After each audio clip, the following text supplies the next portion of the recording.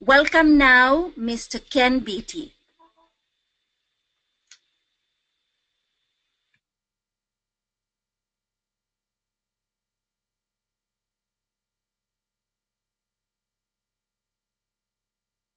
I teach professors. I teach graduate students and doctoral students. I'm a professor at a university. But I also write a lot of textbooks, and I'm very interested in teaching English as a second language to secondary students, as well as other students of other ages. So I did that. I did that for 6 years. I was a secondary school teacher before I started teaching university. So it continues to be a deep interest of mine, and it's something that I'd like to talk about today. Okay, so the theme of today's talk is working with the teenage brain. And as Patricia just told us, at the end of it, there will be some time for questions. If we don't get to your question, don't worry. I will reply to you personally. So please don't hesitate. If you have any questions whatsoever, I would love to hear from you because it really helps me to understand some of the problems and issues that are out there for teachers today. We're very fortunate today to have so many teachers from all around the world. So good morning, good afternoon, and good evening. For me, it's 5 o'clock in the morning, but we have guests from Italy, from Argentina, from Greece, from the Ukraine, from Russia, Estonia, Nicaragua, and even Morocco. So fantastic. So many different continents. Anyway, so throughout this, think about what everything applies to your own particular teaching situation. That's really what it's all about. I'm going to be using some examples today from a textbook called Wider World. Now, whether you're using this textbook or not doesn't matter. Many of the points will still apply to whatever materials you are using. But an important thing to ask yourself is, do my materials do what they need to do in the classroom? And there you have a choice. You can supplement them, you can add to things, you can do a little bit more on your own, or maybe you can consider switching to other textbooks at some point. Wider World is part of the Pearson series, and it includes what we call the 21st century skills. Now, students are different. Students are different today than they were when I was a child or when I was going to high school so many years ago. In fact, one of the biggest differences has to do with the 21st century tools. Those tools are, as you know, iPhones, any kind of smartphones that they have, computers that 30 years ago students simply weren't using on a regular basis. With that comes skills that they need. The skills include things like a digital literacy, being able to search for things online. And when you do search for things online, knowing the difference between things that are true and things that are not true. So you have to be able to critically think and assess things. Students today also need 21st century content. They need to look at content that has to do with them, has to do with their lives and their concerns and what their jobs are going to be. If you look at a textbook from 50 years ago, probably lots of examples of farming, and of course we still have farmers today, but not so many. In fact, where most people today live in cities around the world. And finally, that context. So our context is, what is our background? And one of the interesting things about our context today is that it is so, like today's session, it is so international. We're really talking to students and training them to be world citizens, because it's likely that even if they do not travel to other countries, they will be in communication with people from other countries on a regular basis. And it's likely, even in their gaming and things like that, that they already are. So those are some of the focuses that we're going to go through. And as we go through, I really want to talk about 7 key issues. And I'm going to raise a number of ideas, and I'll keep coming back to these in different ways. Those are culture, first language of the students, and does that first language interfere or does it help with learning English? The maturity of the students, aptitude, intelligence, learning styles, and finally autonomy. So these are kind of themes for today's talk, and I'm going to keep going back and forth between them. We have some questions about them, So first of all, it has to do with culture. So for culture, the big question really is simply, what do we teach about culture? Now, generally in language classrooms, we teach a lot of culture of the target culture, English culture, English language culture, or the culture of the places where English is commonly spoken. But an important thing is, regardless of wherever you are in the world, students need to be able to talk about what they know, what they see, what they do in their own lives, what their favorite foods are, and things like that.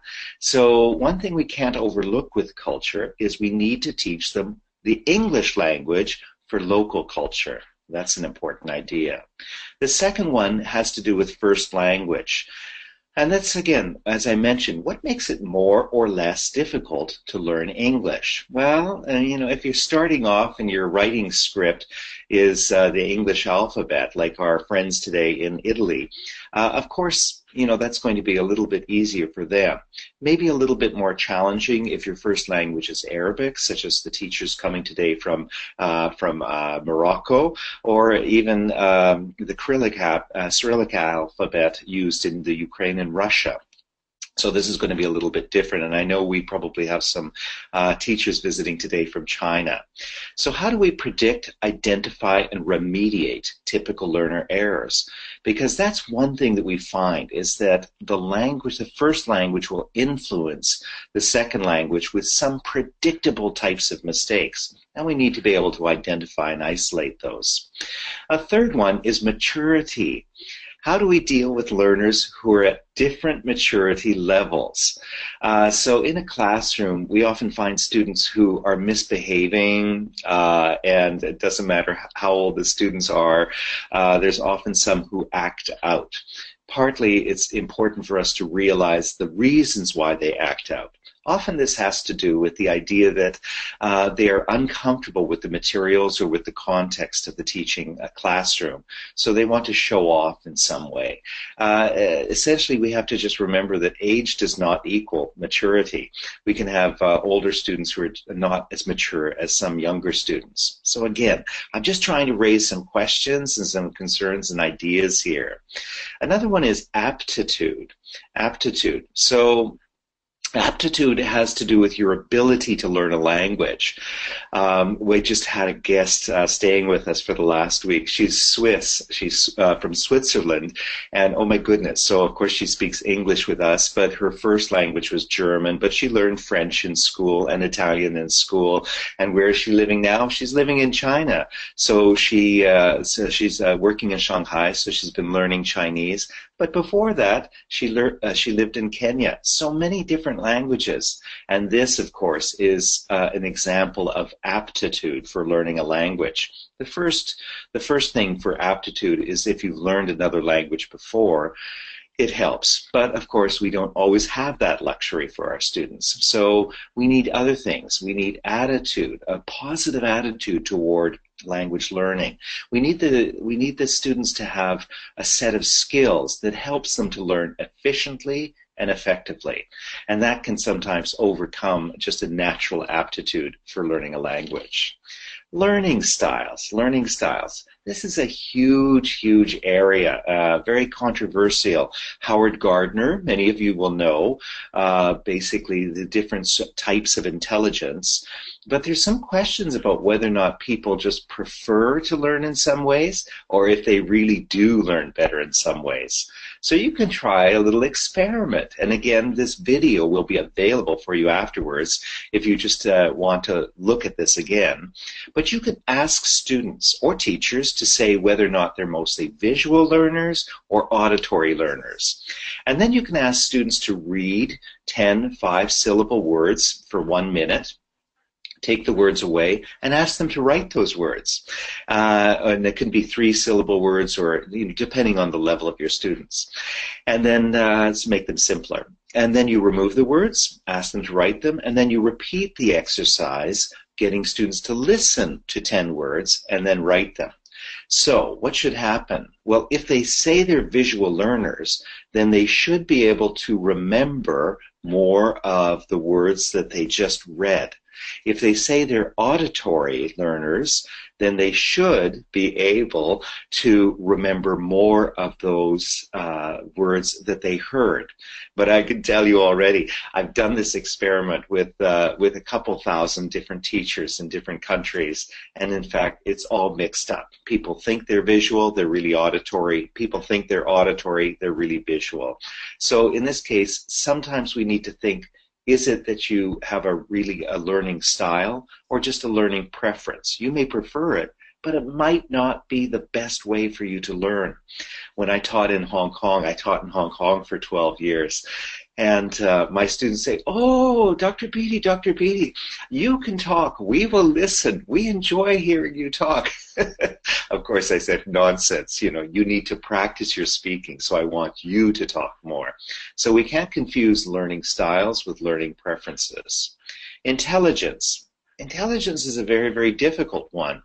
We say that all children learn one language. They all learn their first language. So why can't they learn another? In fact, everyone is intelligent enough to learn another language. It might take a little longer for some students. And there's a famous quote from Henry Widdowson, and he was talking to a mother who had talking about a mother who was called in to see the student's French teacher. The French teacher said, "Oh, Mrs. Smith, your child is too stupid to learn French."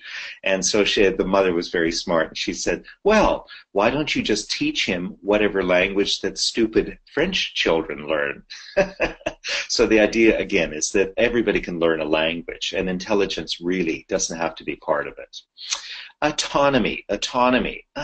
This is a very, very big question, and the illustration here comes about the different ages of people, from babies to children to adults and to old age. The important thing for us is we have a very intensive short time with our students to teach them, but after that, they disappear, right? They leave our classrooms. They don't call you up, 20 years later and say, oh, can you tell me how to conjugate the verb to be? Nobody does that. They don't contact you afterwards. And so in this way, they don't get the opportunity. They don't get the opportunity to continue learning unless we teach them skills where they can become autonomous learners, people who can learn on their own. So that's an important set of skills we need to share with students. Now, did you used to be a teenager? I think the answer for all of you is yes. Here's myself as a teenager, and this is what I look like now. A little bit of a difference, right? Still handsome, I hope. At least my wife thinks so. All right, so we're talking today about teenagers and the particular concerns that we have about how they learn and how they don't learn, and what are some of the psychological issues to do with the brain that gets in the way of students learning a language. That's really what I'd like to explore today. So I'm curious to know, what does brain research tell us about teenagers? So first of all, I can tell you, because I've done a lot of research in this area, and I've read a lot of the published research that's been done in this area, the first thing we know is teenagers are different. And they're different in many different ways. And for us to be effective and efficient teachers, we need to understand how teenagers are a little bit different. And for those of you who already have teenagers of your own at home, okay, I don't need to explain this. You probably have a very, very good understanding of how your children have changed from babies to young children into teenager years, where they're a little bit rebellious and they're finding out what their personalities are, and they act out in interesting and curious ways. So I want to talk about 10 teenage brain facts. That's really what I want to focus on. Okay, so first question, you can think about this yourself, and if you're sitting with another person, one or two or more people, you can actually quickly discuss some of these questions yourself. But otherwise, try to think, as I go through, try to think, yes, what do I think is the answer to this? So I'm trying to make this a little interactive. So how do you define teenager? Most of you will say, that's ridiculous. We know what a teenager is. That's from ages 13 to 19, right? And that's what we would think. And that's not, though, what psychology tells us. So our first brain fact is that the teenage brain continues to develop between the ages of 11 and 25. This is where we start to see true biological, chemical, physical changes in the brain from ages 11 and all the way up to 25. But the other interesting part of this fact is it is not the same for boys and girls. In fact, it's quite different. Girls start their development, and these are general numbers. Of course, it may differ individually, but generally, girls' brains start to become quite different at age 11. It continues in girls until about age 20. By age 20, a girl has an adult brain. That means they are no longer behaving and thinking like teenagers. They tend to think like adults.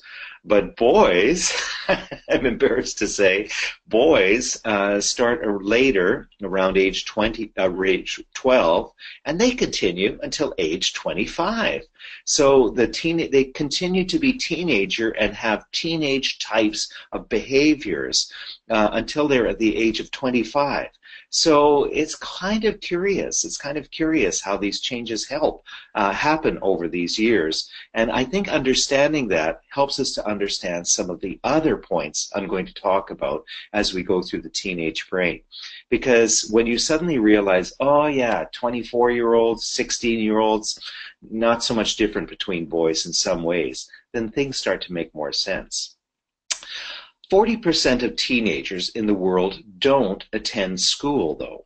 And the big thing about school is they miss out. They miss out from a lot of things. So in many countries, students are just too poor to attend a school, or they don't have laws encouraging students to continue attending school, even up to just a basic grade 12 of some kind.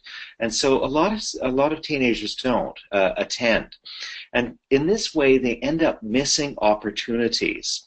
So adolescent learning, of course, everybody learns something, and everybody learns from someone or somewhere, but they learn in different ways. So influences in adolescent learning is not just from school, although school is one of the most important ones, but they also learn from their peers, from other students. They also learn from their home. How do their siblings act? How do their parents act?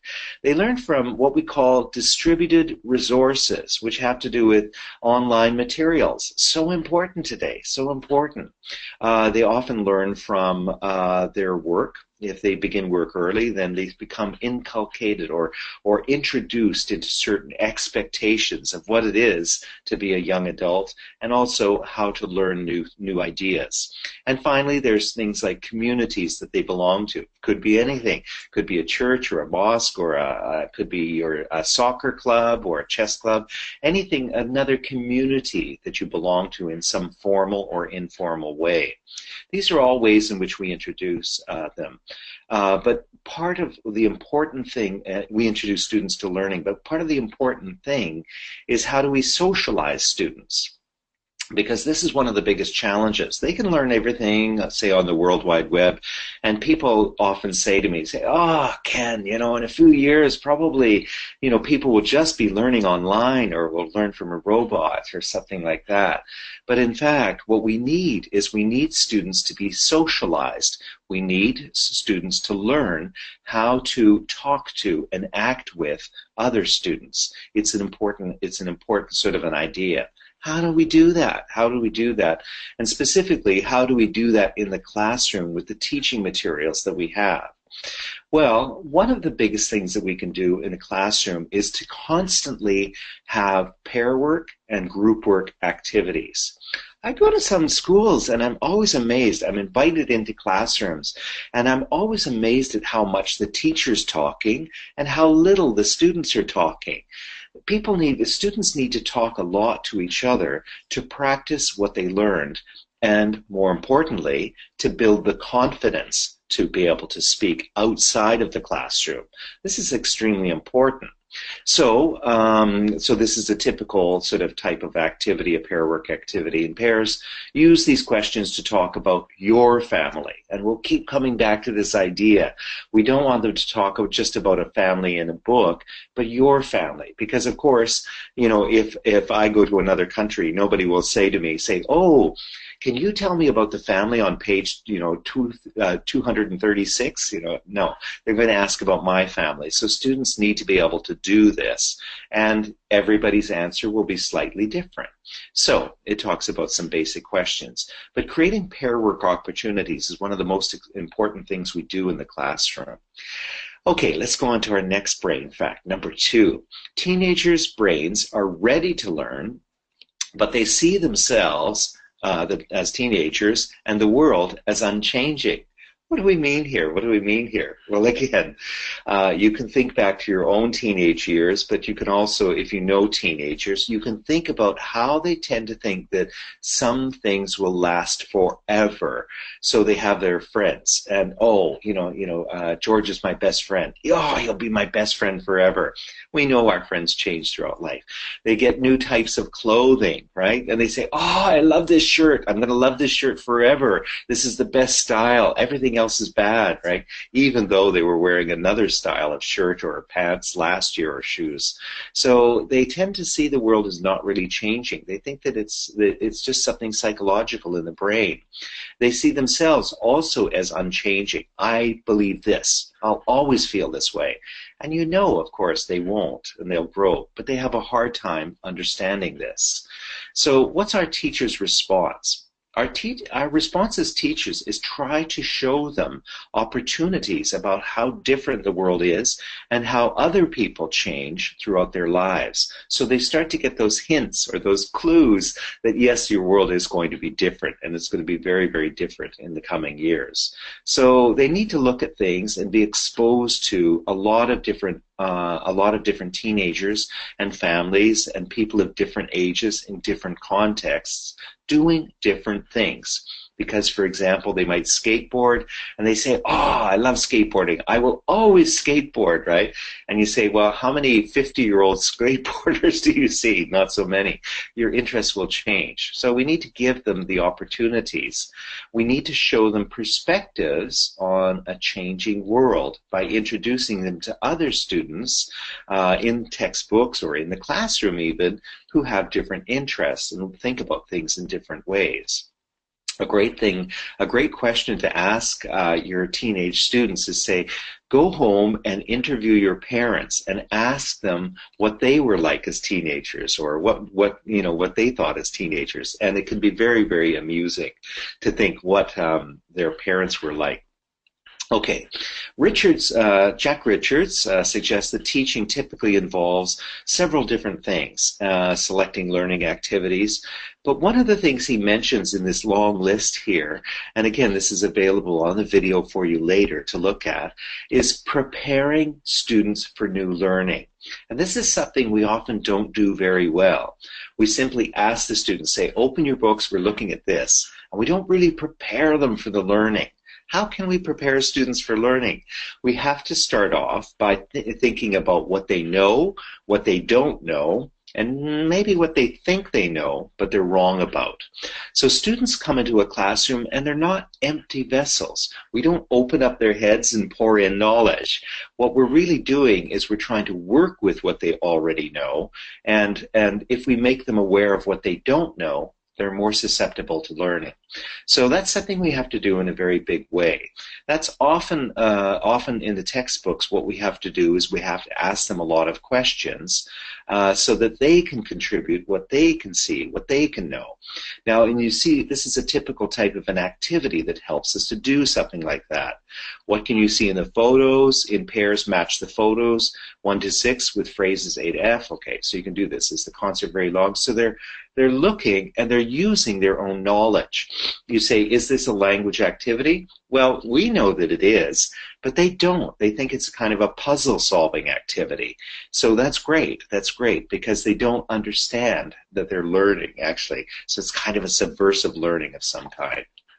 So exposing them to lots of different things, lots of different culture, different how people are similar or different around the world, it's an important part of what we do. One biggest thing is something I already mentioned is to make it personal. So you always have to turn it back to the students so they're getting language to talk about themselves. Because again, if they travel to New York, if they're not from New York, nobody's going to say to them, say, "Oh, you're from Morocco, or you're from Argentina. Oh, can you tell me about the Statue of Liberty?" No, no one will ask about that. They'll say, "What can you tell me about Morocco? What can you tell me about Argentina?" So we have to give many opportunities for the students to personalize their learning. So there's all sorts of activities that they can do, and they introduce different characters in textbooks, but these should be used as models, So the students should be able to look at something like the blue box here. I'm Michael. He's like listening to classical music and so on and so forth. They should be able to use this as a model to create paragraphs to talk about themselves. So personalizing the information is important.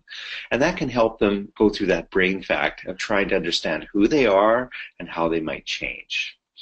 Brain fact number 3, the teenage brain develops new thinking skills and computational abilities of adults, but emotions interfere. And we'll talk about emotions a couple of times here today because it's a complicated topic. So what do we mean with emotions interfering? Well, the teacher's response in all of this has to be to develop a skeptical approach. So students are often, they believe things because they read it somewhere, or somebody they trust told them, or they just heard it on the internet. So always students are coming into the class saying, "Oh yeah, I heard this," right? And you think, well, have you thought critically about it in some way? So we need to teach students these critical thinking skills, and we need to teach them early and often. So we have to develop a skeptical approach. So when you hear something new, you have to ask who, what, when, where, why, how. You need to develop questions around, everything that you encounter. Is the source of the information trustworthy? Is it going to be true based on where it's coming from? If it's a problem, we have to go through the steps in the second step here of breaking down problems, and how instead of just seeing something as a big problem, thinking, okay, well, what are the different parts of a problem and how can I sort this out? They have to be able to search for evidence, look for things, and often this can be as simple as saying, okay, when you look up something on the World Wide Web and you find out some information, try to find 2 or 3 more sources that either support what you say or maybe give another point of view. Maintaining a vigilant attitude towards personal biases. We all believe certain things. We all believe certain things to be true, and it has to do with your personal biases. I'm Canadian. Of course, I think Canada is the best country. If you're from Argentina, of course you think Argentina is the best country. Everywhere around the world, people feel that. They have their certain biases. And we need to be conscious of those biases about what we think, because they can be a barrier to learning new things. All right. So one thing is developing a skeptical approach to problem solving and decision making involves exposing students to problems. Too often we just give students answers in the classroom. We need to give them problems. And that can start even before you open a textbook. If I'm talking about something to do with twins, I would start the class by saying, okay, does anybody have a twin brother or a twin sister, or is there twins in your family, right? Oh, yes, my father has a twin sister. Okay, so, and then you find out information from them. You create a problem, say, is it a problem for someone to be a twin, or are there advantages? Yeah, just ask this. Get a conversation going. That way, when they enter into the classroom, when they enter into the textbook, they're interested already. They've got lots of good ideas to work with. They're not just working with open up the book to page 99 and have a look at this. break down problems into their simplest outcomes. So here's just an example, and you don't think of this as a problem because it looks like an explanation, but it's talking about dancing, and then it talks about different kinds of dancing. So there's many different kinds. So the problem here, or the question that they ask is, what's the reason for dancing and why are there so many different kinds? It actually doesn't give you a clear answer. It's something that the students need to think about. But they can break it down by looking at, for example, here, different kinds of dancing and thinking, what do they have in common? How are they different in some way? And that helps them to learn. Search for evidence that both supports and refutes a conclusion. So here's an example of something about couch potatoes. And we watch a lot of TV, and then it gives some evidence for and some evidence against. Again, if we only give students answers, then they really only have questions. But if we give students questions, that's when they use their thinking. That's when they have to start thinking and looking at ideas and interpreting the information in front of them. So in this one, I love this one about couch potatoes. And of course, you can see in the picture, the funny thing about it is actually the teenagers are the active ones, and it's the parents who are the couch potatoes. So we often think about young people as being couch potatoes, but that's not what the survey results show. Okay. Maintaining a vigilant attitude toward their personal biases. Now, if I asked most of you at the beginning of this, who is more of a couch potato, adults or teenagers? You probably would have said teenagers, because we're used to seeing teenagers sitting around on the couch. After all, adults have to go to work. But actually, it turns out that adults do more.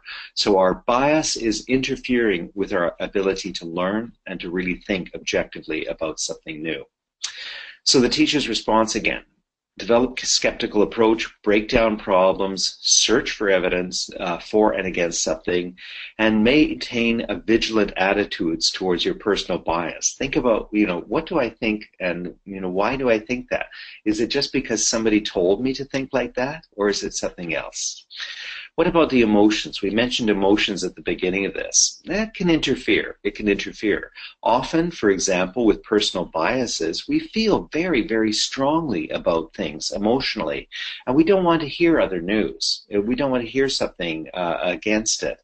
So you hear things like, for example, the anti-vaxxation movement, or Wi-Fi is dangerous, it's going to fry my brain, or other things like that. And people become very emotional about these issues, and they're not really thinking. And teenagers are, by nature, quite emotional. So the question is, we just have to address that and again push back and say, is this just something you feel emotionally, or is this something you have evidence for that you're really thinking about? So I share this lovely little saying. It says, "It's impossible," said pride. "It's risky," said experience. "It's pointless," said reason. "Give it a try," whispered the heart. So sometimes our pride, our experience, and our reason interferes with learning, and we can't let it. Brain fact number 4. The teenage brain embraces risk, needing more stimulation than an adult brain. In fact, in studies done on roller coasters, they take the heartbeats of adults and teenagers.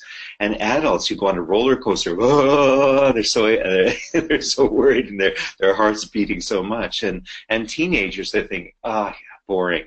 They actually crave more excitement. And that's one reason why students are always, you see them always 24 hours a day looking at their phone. They're always looking for something else to stimulate their brain in some way.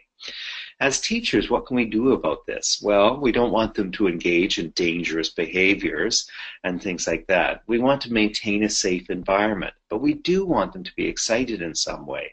We do want them to be more involved. So we can start off with this question, and you can answer again if you're in a group or even by yourself. What are you afraid of? What are you most afraid of? So, of course, this is an area of research that's been done quite a bit. And the response is actually quite surprising. People's number one fear, it turns out, is public speaking. What? Really? This was a study done at the University of Washington with a huge number of respondents, and they asked people all the things that they were afraid of, and ghosts was at the bottom, clowns pretty close, darkness and things like zombies and everything else. Drowning is close up at the top. So public speaking and drowning, they're more afraid of public speaking than drowning. So in fact, we have a clue here and something useful in our classrooms. We realize all of a sudden that this is something that students are afraid of, and actually this is something that makes their hearts beat a little bit. So again, opportunities to get students individually and in pairs and in groups up speaking in front of others is actually something that they're afraid of, and it challenges them. It gets into those emotions and that excitement that they need in the classroom. So they actually, even though they say, no, I don't like to, I don't want to, actually, once they do it, it is that excitement that they crave, that they want. So give multiple opportunities to speak in a variety of formats. So again, pair work, group work, debates, panel discussions, town hall meetings, presentations. So not just always one student stand up in the middle of the class, say something, but in a variety of ways. So it's not just so that they can see how comfortable they feel with speaking, but so that they can see the models that other students present. Do the other students have good eye contact? Do they have a clear voice? Do they smile while they talk? You know, what are the skills that they're using? And that's the learning that goes on from peers. Adapt activities to make them more stimulating. So think, okay, well, look at any activity that you're doing and think, well, how can you add something to do something to make it a little more interesting? So for example, exploring students' lives and say, okay, maybe you can do something like this. Have students interview other students or maybe interview people in the public. I used to teach Japanese students, summer students at the University of Victoria, and I would always give them a list of questions to go ask a native speaker of English. It was a good chance for them to meet somebody new, and sometimes they made friends with other people. It was fantastic, so it was a good opportunity for them to do that. Brain fact number 5. Teachers' anxiety increases as they develop their ability to think abstractly and reflect on their roles. So young children have very clear ideas. They see actions and they have a clear interpretation of what that means. So, you know, they see, you know, oh, your little boy comes home, he says, oh, I think Sally doesn't like me. And you say, oh, really? Why? Oh, she hit me. Okay, well, that's clear. That could be a good indication, right?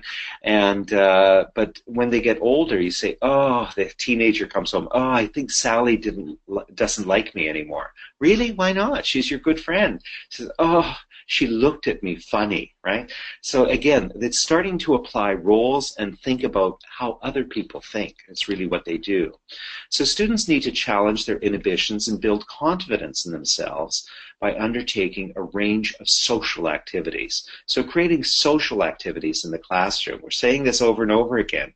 Pair work, group work, individual work, debates, panel presentations, all of these things are chances for them to act out and respond to other people in different ways. One thing that, of course, again, mix pairs continuously is a key point. If you have the same pair of students working all the time, it's too easy for them. So shake it up with different pairs. Have them in groups, but find ways to make sure that they're all working. Sometimes in a group, people will say, okay, you do the work, I'm just going to close my eyes for a minute. And it's not fair. One way to do this is to number the groups, number everybody in the group, and then you choose which person will speak. Brain fact number 6. Teenagers have difficulty in interpreting emotions and directions. So they often don't understand other people's emotions. It can be confusing to them. We need to get students to think of and describe processes. What are outcomes of things? And we can relate new ideas to ones the students already knows. What are the best and worst things about your town? Things like that. This starts to bring in emotions because it starts to bring in things that they love and hate. That's part of it. They can explore emotions through activities, and again, this is a great one from Wider World, one of the textbook we're using examples from. So you borrowed student B's laptop but dropped it, stopped working, apologize. What would you say? Student B, you don't accept student A's apologies. These are real world activities. This is something that's useful language, and it's tense situations, so it's all good. Number 7, teenagers' weakest reasoning skill is cause and effect. Really? Really? I didn't believe this. One of a professor at the university, Simon Fraser University, using some of my own textbooks, and he said, yeah, you need more cause and effect in your books. And I said, really? And I had to look it up, but it's true. It's true. They don't understand cause and effect. And when I think about it, I always remember when I was young, my mother probably had the same phrase your mothers had, which was I would do something stupid, and she would say, why did you do that? Why did you do that? And I would say, well, Michael did it. My best friend, right? Michael did it. And she would say, if Michael jumped off a cliff, would you jump off a cliff too? And of course, as a teenager, I think, well, probably I would, right? I would think that would be fun or something like that.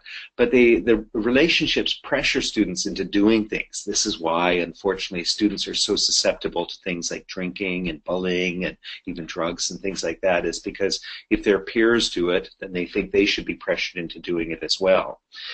Teaching cause and effect is we can use images, but do a lot more with what's in the book. So this is just a simple picture. But you could say, what happened? What caused this? What was the effect? Say, oh, well, probably the woman hit the man on the bicycle, so he fell off, right? What happens next, though, right? What if he's passes out? Does she call an ambulance? Does he go to the hospital? Does he go to the courthouse and sewer? You know, what are all the causes and effects from one small thing? So looking forward like that. This is a cute one, and I'm just going to look at the cartoons here. It's all about this girl that's overbooked. Are you enjoying dance classes? Yes, I am. Is she sleeping? So she has so many different things that the mother makes her do that she's quite miserable. But Holly also enjoys art at the weekend, right? Yes, Mama, I am painting. Okay, so this is a bit silly, this one, but it really shows that it shows this idea that again, students have emotional responses to things, and they want to do their own thing, and they want to personalize their lives in some ways. Okay, so how can teachers explore this cause and effect? In this case, the cause was, the mother, giving too many activities to the child, but the effect was the child acting out in doing vandalism, painting walls that she shouldn't, right? So, brain fact number 8: teenagers experiment with emotions, trying them out on teachers, parents, and others. And again, if you have teenagers yourself, you know this. I recently watched the film Arrival, and in the film, there's something about the young daughter, and there's a scene, 2 scenes just together. It's a little girl, it's her daughter. She's remembering her daughter. The first one is, oh, Mommy, I love you so much, right? And the next one is, I hate you. And if you've had teenagers, you see they go through this sometimes. Unfortunately, I'm quite lucky. My teenagers seem to be fairly well behaved, but my goodness, they go through these emotions, and they're in fact experimenting with them. They're trying them out in different ways, right? So what's the teacher's response? One of the biggest challenges that we have is, when should we address inappropriate emotions, and when should we just let them go? How do we address emotions in the classroom? Well, here's a little chart that actually shows some of the problems. Sometimes a task is too difficult. If it's too difficult, it leads to frustration, right? But sometimes it's too easy. The skills required are too easy, and that results in the green box, boredom. And so what we need is something right in between, something that's creative, it helps to build the skills, and if we find those areas, that's where the students flow. How do we do that? Well, sometimes we have to adapt what's in the book. We have to take things that are in the book and make them a little bit better, because otherwise we end up with these types of behaviors. Sometimes it's defiant. students cross their arms. They won't do anything. They don't want to participate, right? Sometimes they're a little bit withdrawn. They think, oh, okay, whatever. Sometimes compliant, like, okay, I'll do it. Sometimes, and I think this is the worst one, they're tactical. Say, excuse me, will this be on the test, teacher? Right? Do we have to learn this? Terrible things for students to say, but they're becoming tactical in ways to find out, what exactly they need to learn just to pass a course. And of course, language is not just something you pass. It's a skill you learn and you develop throughout the rest of your lives. So we want this flow section in the middle, which is intrinsic. Intrinsic is really where you find that you're learning because you want to. One thing for us to do a lot with this is role play. So in pairs, role play the situation. Student A look below, student B look at another page. Again, you do something. You shout it. It's bringing in emotions here in different ways, but they have to solve a real problem by role-playing it. And this gives students opportunities to try out these emotions in class in a safe way that they're not going to just yell at a teacher or get angry or do something wrong. Brain fact number 9. Teenagers are slow to develop empathy for others. So I'm afraid, I remember my oldest son. He's in economics at university now. He's 18. Be 19 soon, and he when he was younger, he didn't have any empathy. He would say, well, he said, poor people. He said, poor people. And he said, homeless people. Why don't they get a job? And I said, well, sometimes they've got a large family. They've got to take care of their children. He said, homeless people. They shouldn't have children. It's just crazy, right? He's thinking, really only in economic terms, something, and he doesn't have empathy. He doesn't feel for those people. He doesn't put himself in their places. I'm glad to say he's growing out of that teenage years, and he thinks much more. He thinks much more about the welfare of others. But in foreign language teaching, this is something from Moskowitz, 1978, but still true.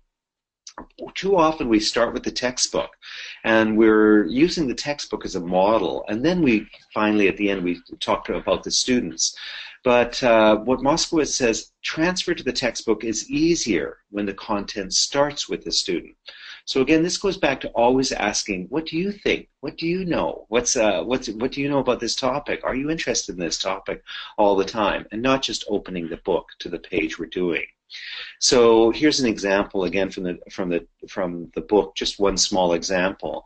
Giving news, I'm learning how to, I'm spending a lot of time with, I'm not enjoying. These are all points that the that the students can complete on their own, and every student will answer it in a slightly different way that is personal. We're bringing it back to being personal again.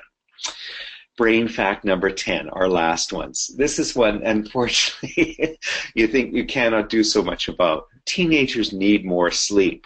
Wow, yeah, I think, again, if you have teenagers, they sleep forever if they have the chance. And also, they don't go to bed until very, very late. There was a school in New Jersey that understood these findings and decided they wanted to do something about it. So they made a very, very simple change, to the classroom curriculum. All they did in the classroom curriculum is they changed it so that the students only didn't come in as usual at 8 o'clock in the morning.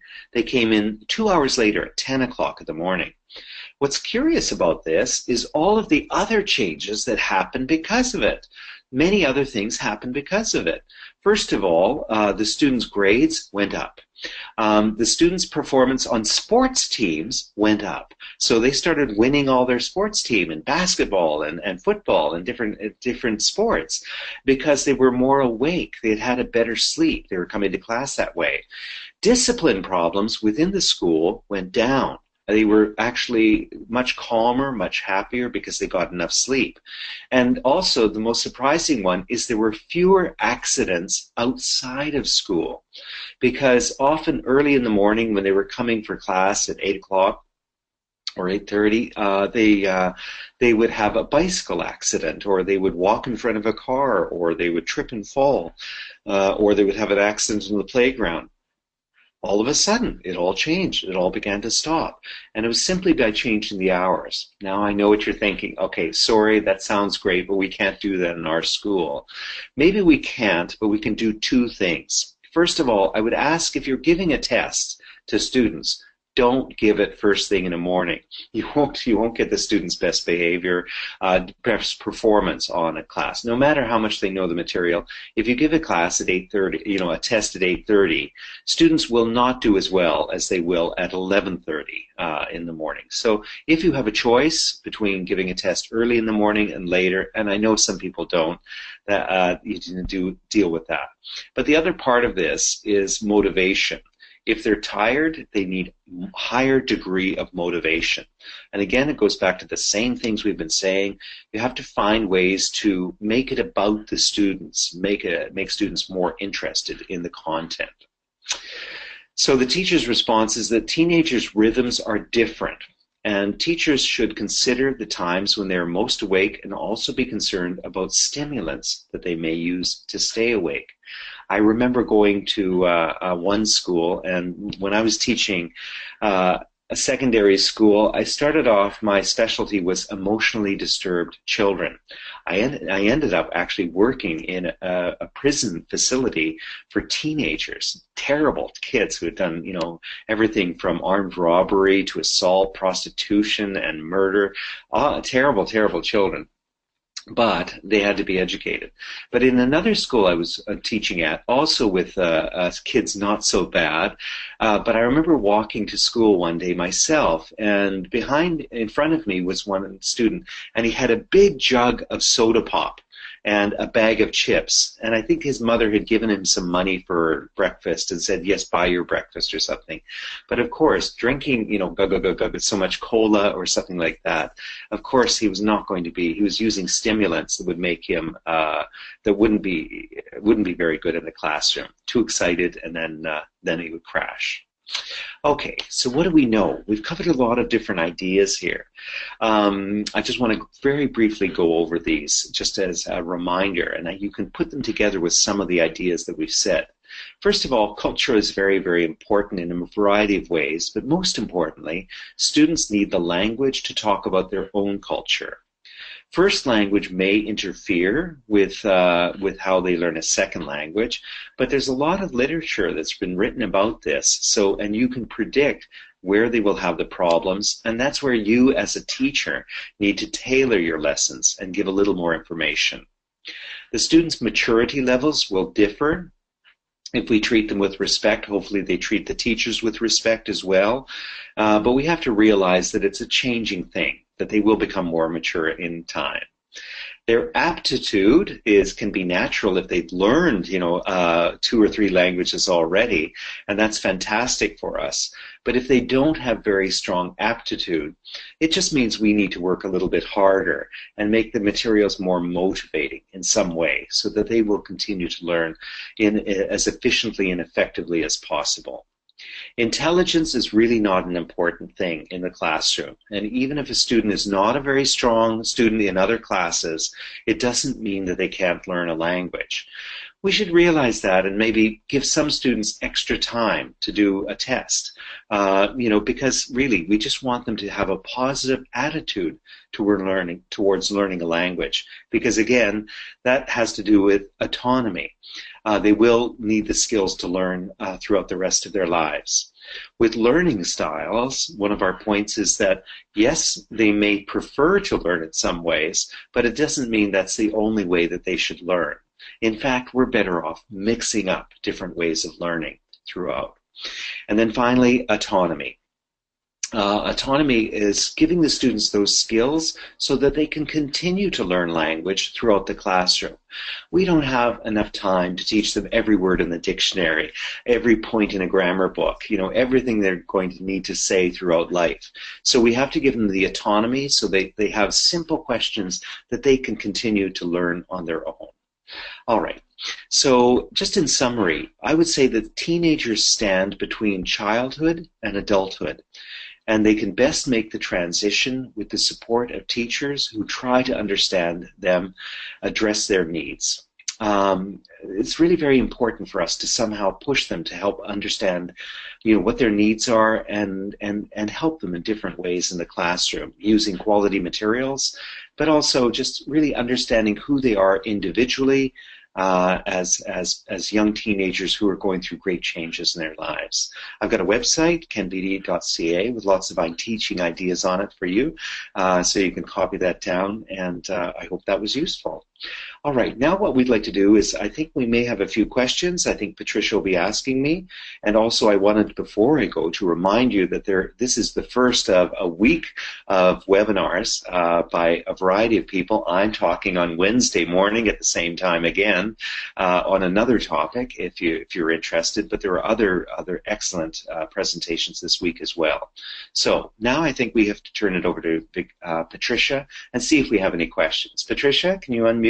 Yes, here I am. Yes, we do have many questions. Okay. People have apparently people have been engaged in the topic, sending in a lot of questions. We have here, for example, a question from Diana and Lucia, who have sent similar questions. They are interested in knowing how can we improve the students' concentration skills. Concentration. Okay, so this is an excellent question. Thank you so much, Diana, Lucia. Concentration is an important thing in the classroom because, students, especially teenagers, they daydream. They're always, their brain starts going somewhere else. One of the most important things we can do is to engage them in a variety of activities. So, of course, if a teacher is just talking, and I'm sorry, maybe for some of you today at some point, your mind starts to go somewhere else. But if we have different activities and we're constantly changing the activities in the classroom, say, okay, now working on your own, now working in a pair, let's have a group, let's have a little debate now, and let's ask different students their ideas. That can sort of help them to keep their concentration because they don't know what's coming next. And so they have to pay more attention in the classroom. And the variety actually just makes it a little more interesting. The second answer, of course, is motivation. They have to be motivated to pay attention. You know yourself. Anything that you're really interested in, you concentrate it on such a degree. You're reading your book and you're just at the most exciting part. Nobody can interrupt you. It's like fantastic. But that's because you're motivated to learn it. So again, finding the student's motivation or manufacturing that motivation for them. Patricia, another question? Yes, I have here another question from James Rodriguez, and he says some of his students are not motivated to learn English, so what should he do? Okay, all right. So this is so common worldwide, not being motivated to learn English. And it's because quite often they don't see, well, when am I going to use this language? So I'll tell you a little story. I have students in Bogota, Colombia at Universidad de La Sabana, and one of the teachers that I work with, they're all teachers, and she told me this great story. She had a golf caddy, the kids who carry the golf clubs for the golfers. So anyway, she was an English teacher at this club and teaching, the receptionists and the pros and the restaurant staff English, and the caddies, the ones who carried the golf clubs. And there was one boy who was absolutely not interested. Bored. He just sat at the back of the class and played with his phone, would never answer a question. If you asked him anything, he'd say, I don't know, no lo conozco. And so it was very frustrating for her. But then one day, she comes into class. He's all dressed nicely. He's sitting at the front of the class. He has his 3 pencils on his desk. He's got his book open. His phone is not to be seen. She's so surprised. Anyway, and he's, so she starts teaching. Oh, his hand is up for every question. She tried to answer every question. And she can't understand this. This is a big mystery. So this goes on all week. And finally on Friday, she said, oh, can I talk to you after class? Oh, yes, miss, certainly, miss, right? And so after class, she said, what happened? What was the difference?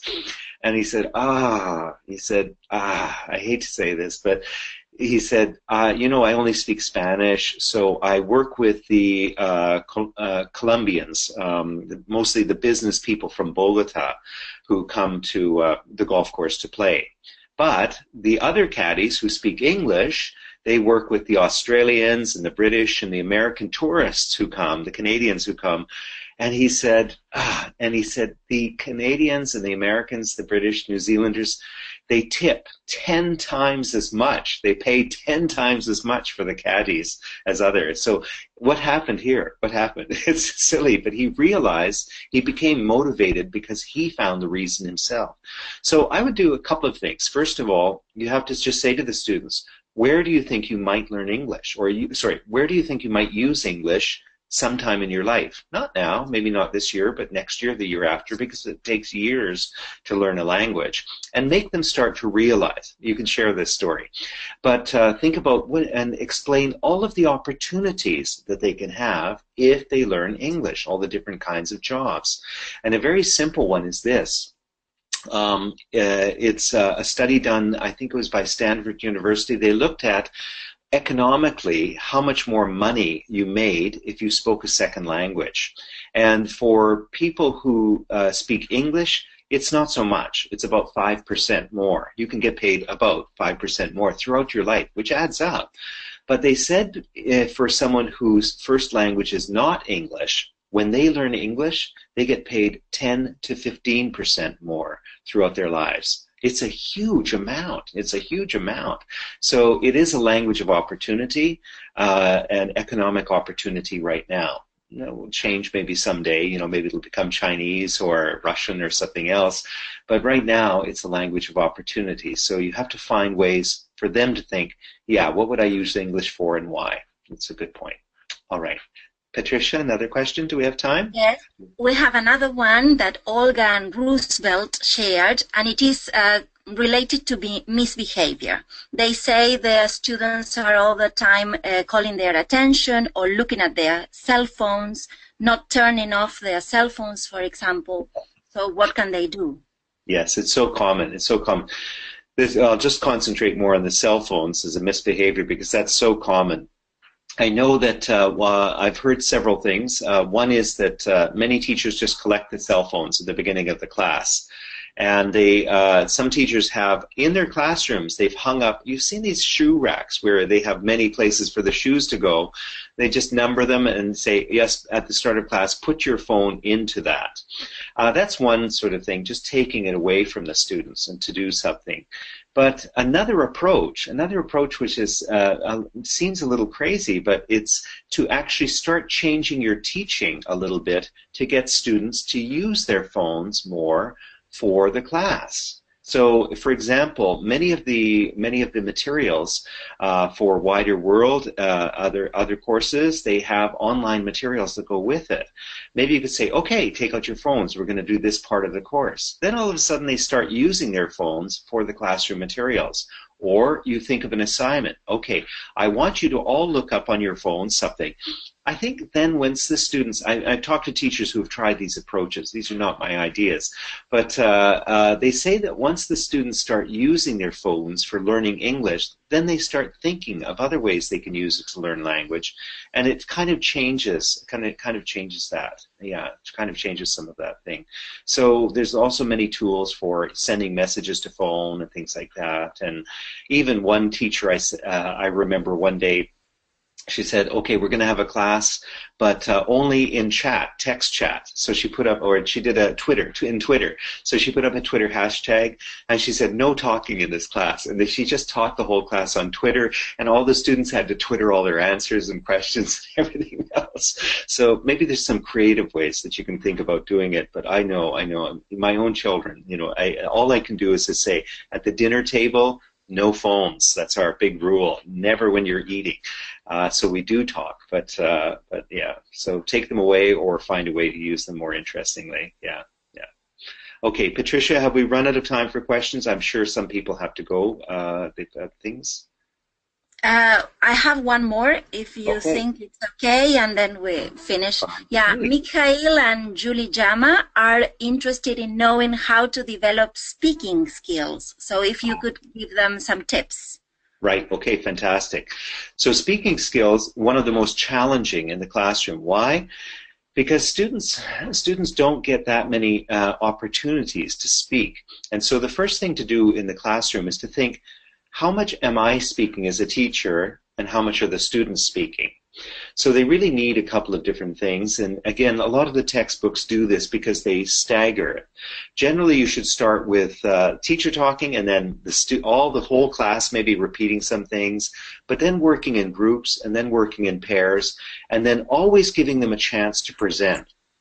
Think about yourself, how often you practice ideas in your head when you're going to present something. You know, if I'm going somewhere, if I was on the road and a policeman was behind me and pulled me over, of course in my head I'm going through a script. I'm developing a script because I think I will have to use it. But if in the classroom we never ask students to speak, then they don't develop those scripts all the time. But if we're constantly in the habit of asking students, you know, tell us what you think. And not just answering simple closed-ended questions, but open-ended questions. Say, tell us what you think, or you know, what are your ideas about this? And also, one teacher I know, Elizabeth Gatfonton, she said always sentences. She would insist every time a student spoke, they were in sentences. And I said to her, I said, Elizabeth, in the real world, we don't speak in sentences all the time. She said, yes, but in the classroom, we should try to get them to do this so they at least get the practice there. But here is one very big tip. This is my secret tip that I use. I used when I was teaching language learners. Now I teach teachers. So this is a very, very simple thing that everyone can do at any age. All you have to do is every Monday morning is ask 3 or 4 or 5 students, what did you do this weekend? It's a very simple question. What did you do on the weekend, right? And you know, what happens on the first day? On the first day, the students say, nothing, and then you have to say, come on, you did something. Okay, what did you do Friday night? What did you do Saturday? You know, things like that. You have to push them a little bit more. If you do this every single Monday morning, every week, the students start thinking over the weekend what they're doing. Because all of a sudden they're thinking, you know, they'll wake up on Sunday night, I guarantee, and they'll go, oh my goodness, she's going to ask me tomorrow morning what I did this weekend.